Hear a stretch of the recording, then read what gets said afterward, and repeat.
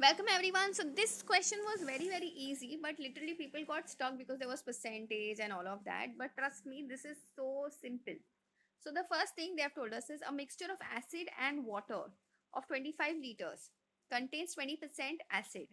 What quantity of water should be added to reduce the level of the acid to 10%? So basically, we can say that 25 upon, sorry,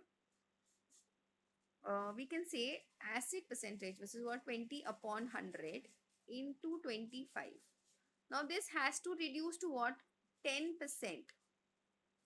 But now at this point the quantity of water gets added, so let that quantity of water be what, x. That's it. This was the only equation which you needed. Now all you need to do is to find the value of x. Now please understand, when the same numbers are there in the denominator or in the numerator on the either side of equal to, you can directly cancel them. Here also the zeros will cancel. So here we are left with what, 2 into 5, 25, which is what, 50 equals to 25 plus x. Therefore, I can say value of x comes out to be 50 minus 25.